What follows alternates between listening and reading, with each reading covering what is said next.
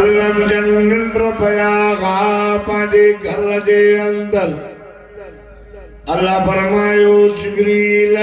जी रब्बे जमील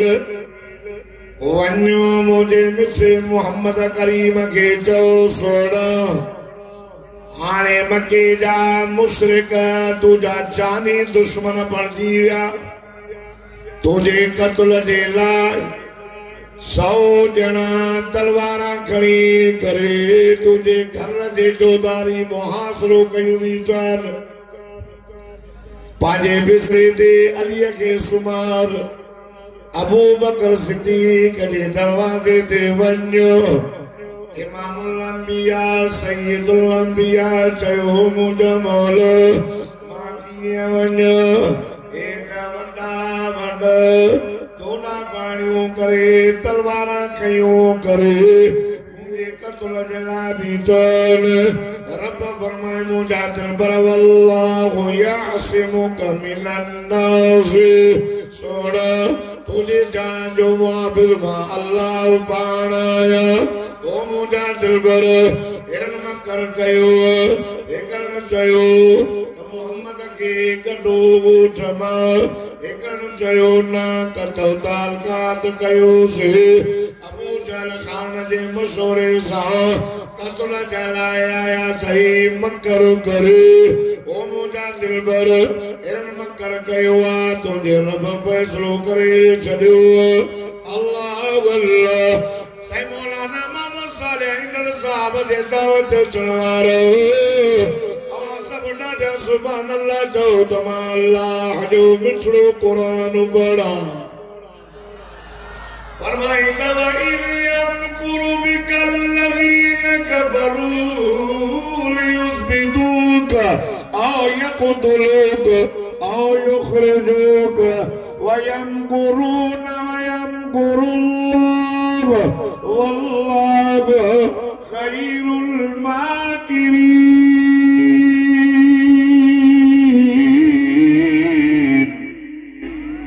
देखो राजा सुभान अल्लाह चवंदो मूंसां गॾु मदीने हलंदो जेके शौक़ आहे उहे ॾाढा जो अल्लाह सभिनी खे हिन रमज़ान में मोहम्मद जो रोज़ो ॾेखारींदो माशाअल्लाह मक्कर करे आका साईं जे दरवाज़े ते आया सोना पंहिंजे बिस्तरे ते अलीअ खे सुमार नबी सल्लल्लाहु अलैहि वसल्लम मां मोहम्मद करीम जे बिस्तरे ते सुम्ह आया थई मांखे मारण कत्ल कर हमलो कंदे ख्याल कजो दरवाज़ो पिछड़ आका साईं पंहिंजी मुसम्मिल वारी चादर मुंहिंजे सोहणे अलीअ जे मथां विधी अली भी बहादुर जेकर मुंहिंजे साईं सां गॾु थो हले त बि दुश्मन जे मुंहं में जे बिस्तरे ते सुम्हे थो त बि दुश्मन जे मुंहं में इएं न चई त मूंखे हिन जे हवाले करे पाण वञो त न न अली बहादुर इमामुल अंबिया सदको वञास है सल्लल्लाहु अलैहि मुहम्मद सल्लल्लाहु अलैहि वसल्लम पंहिंजे बिस्तरे ते मुंहिंजे मुर्शिद अलीअ खे सुमारे मथां चादर विधी बाहर निकदा काफर बीठन ओ मुंहिंजा करीम अल्लाह मुंहिंजो रहीम अल्लाह हेठ वॾा वॾा दोड़ा पाणियूं बीठन अल्लाह फरमायो मुंहिंजा हबीब गम न कर मां जो वेठो आहियां अल्लाह अल्लाह रब फरमायो मुंहिंजा दिलबर वारी मां मुठ भरे करे हणे नथो चुटियान मां अल्लाह तो या गाल भी न कुरान शरीफ में लिखी पई तो ओ पन्ने अकल जा गैरतमंद मुसलमान अल्लाह तो कुरान में फरमाए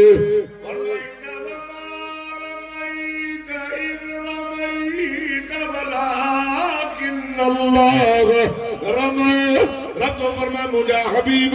वारी मां मुठ भरे करे हाणे न तू त चुटियान मां अल्लाह पाण तो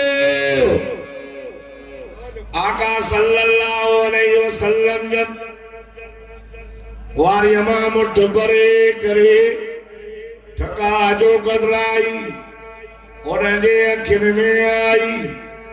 वेचारा पिया हिक ॿिए सां विढ़नि सोनो साईं सदको वञांसि सल्लल्लाहु अला मुहम्मद सल्लल्लाहु अलैहि वसल्लम जन मुर्कंद हज़रत अबू बकर सिद्दीक़ रज़ी अल्लाह तआला अन्हु जे दरवाज़े ते आया जीअं जो हो रहियो रात जो सनाडो हो साईं दरवाज़ो खड़कायो ॿाहिरि दस्तर सां जीर कंदो निकिरी आयो पाण पर में अबू बकर जीर के मुंहिंजा दिल भर जागे पियो आओ मुंहिंजा साईं निंड नहीं दी गई सोना साईं दिया भला ने खबर छो पियो जागे सोना साईं तव्हां चयो हो करे न करे काबर सां का मको छॾाईंदा उन रात खां वठी करे अॼु राति ताईं महाराज जो निंड न कंदो आहियां मता मुंहिंजे साईं जो हुकुम अची वञे ऐं मां सुतो पियो हुजां आका से फरमायो यार वो रात अची वई आहे जैसे मां त पारो ई तयार आहियां अल्लाह अल्लाह इएं में जैसे मां मोकिलाया जहां बचड़ा नंढड़ा खनि अबो मां बोड़ो ना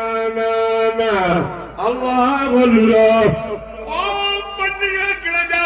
पर मुसलमान दुनिया के अंदर तव्हां के आशिक घणा नजर ईंदो पर सैयदना अबू बकर सिद्दीक़ सैयद आशिक मिलन महाल आहे और आशिक सैमा हाज़िर है उदो सैन फरमाया अबू बकर जी के मुंहिंजा सोना यार सवारी जे ॾाढो भलो थी पई आहे सोना सवारी आई तवज्जो सोना सवारी आए नजर कौन भी अच्छी आते सवारी हजरत अबू बकर सिद्दीक रज़ी अल्लाह तआला अन्हु हेठ वेही के तो से अबू बकर सिद्दीक जा कुल्हा तो मोहम्मद करीम जी सवारी 5000 फुट जी बुलंदी मौलाना ॾिसी मक्के पाक जे अंदर जबलन जा पर्द रसो ठहरी न हो सैयदना अबू बकर सिद्दीक मुझे साईं के खयूं तो वने ए हुजूर जो वजन केडो आ उलमाए हक उलमाए देवबंद जमीदुल उलमा इस्लाम जो कीदो आ असा न मदीने जे मीर के तोर न कयो जे तोरियो था न वो दुनिया जी सॼी कायनात तराज़ी जे हिकड़े पल्ले में रखो नबी ओ भी विहारियो केनो आमिना जे लाल के विहारे करे तोर कंदा असांजो अकीदो आहे त मदीने जे मीर जो वजन सभिनी खां मथे वेंदो इहो वज़न नुबुवत जो हो जेको सैयदना अबू बकर सिद्दीक़ खणी